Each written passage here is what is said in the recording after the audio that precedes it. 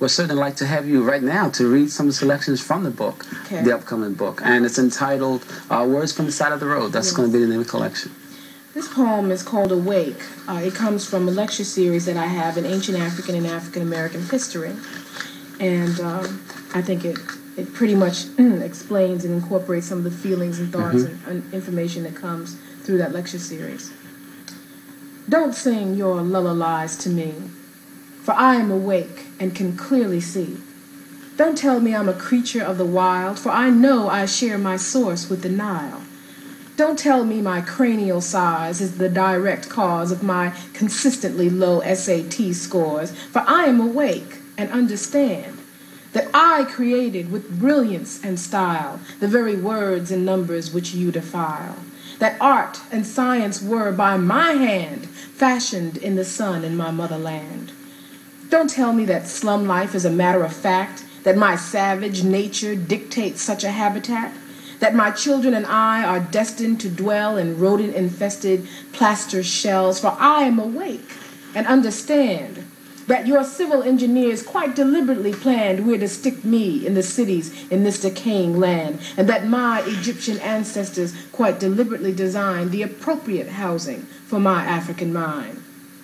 Don't call me a heathen savage, nothing but a pagan till you brought Christ to my hut, for I am awake and understand that the God to which you bend your knee for 5,000 years looked just like me, and the Pope with whom you break your bread wears my Pharaoh's crown upon his head.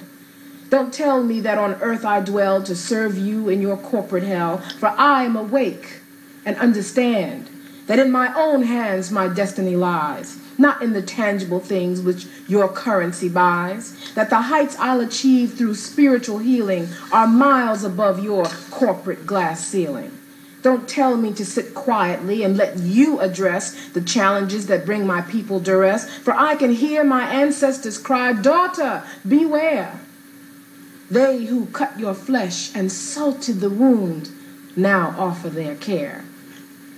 Don't sing your lullabies to me, for I am awake and can clearly see through your distortions, your thievery, your barefaced lies, designed to keep me hypnotized. And now that my hypnotic trance is snapped, and I see the color, the power that makes me black, here's some advice that I hope you'll keep.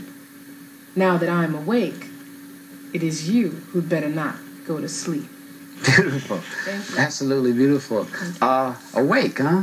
That just reminds me, I'm working on a new piece, long poem, because you know I get those long poems from people like you. Because you know, as a rule, I don't write long poems, but I'm working on a piece called Wake Up Call. The Wake Up Call, the final call. Yeah. So it's definitely time to wake up. Yes, indeed. In many, many different ways.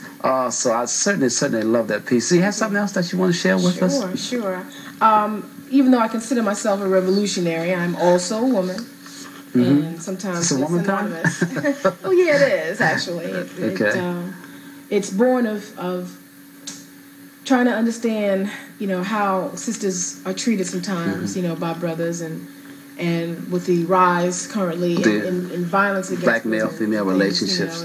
In the relationships. Yeah. And Sister Ali's book and all that. It's another story. That's gotten more time than it deserves, but the title of this poem is To Be a Woman.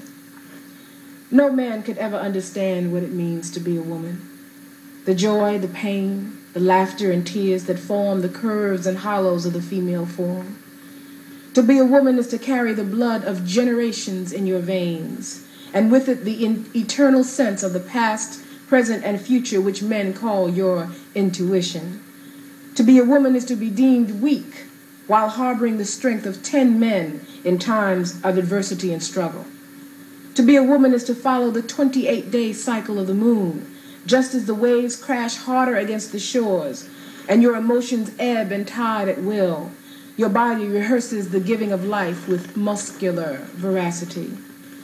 To be a woman is to love the night, but be forced to contain yourself after sunset within the parameters of well-lit streets and accessible payphones because of men who salve their psychological wounds by inflicting physical ones upon you.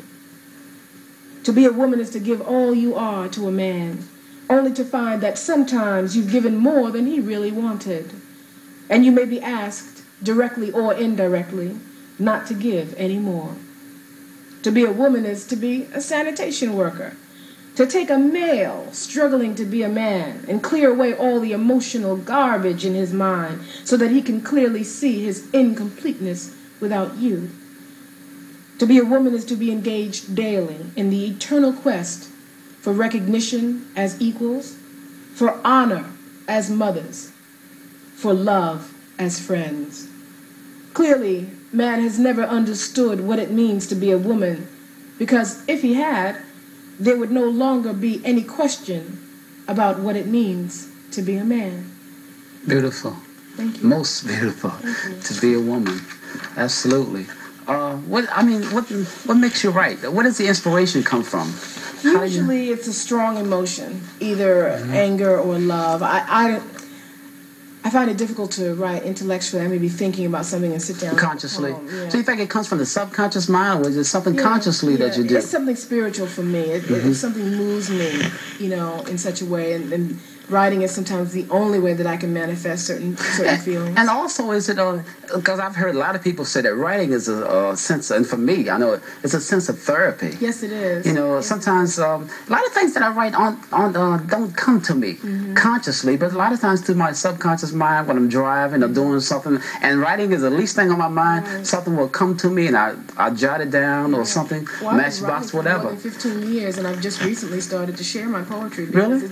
It has been just that personal. A lot of people write and they I call it shoebox poetry. It's beautiful poetry, but they keep it in the shoebox somewhere. Yeah. I mean, nobody. I have a friend of mine. She writes beautiful, but she's afraid to share it with the public. She's giving up a part of herself. I think that comes from this. There's a school of thought that believes that you have to have a degree in poetry. You have to know how to write in order to be a poet.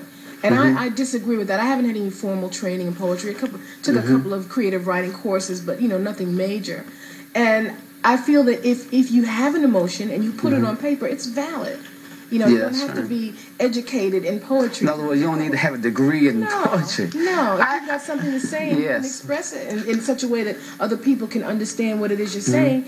So, in other words, you're saying to me it's not something that you would learn in the classroom. Right. Being a student, a graduate of B.S.U State here, I was majored in English, but nobody actually sat down and taught me and said, well, this is the way you do this. But they did teach me techniques of style, elements of style, and those kind of things, those tools that I need to become a better writer. I'm just concerned that often if a person has not gone through that process, their writing is devalued. It's not considered valid, and I don't think that that's true. No, not at all, because I think it's something that you have to have. I don't think it's something that they give you, that anybody can really give you. Right. I mean, they give you the techniques and all that, and the grammar, the punctuation, because all that. Something to say. Right, you can have something to say, and the spark has to already be there. Right. So it's very much that way, I find. Also, I'd like to ask you about your production company, Ascension Production, what it is and what you do and what inspired it. Right. Well, Ascension, the word ascend has two meanings. First is to go back in time through one's line of ancestry, and another is to rise from a lower level to a higher level. And this company name incorporates my belief that the best way for our people to rise from a lower level to a higher level is to go back in time and through our line of ancestry. Not individually, not necessarily individually, but collectively. So culture is knowing very our important. history and our culture. That's the only way that we can rise above our current state of affairs in various areas.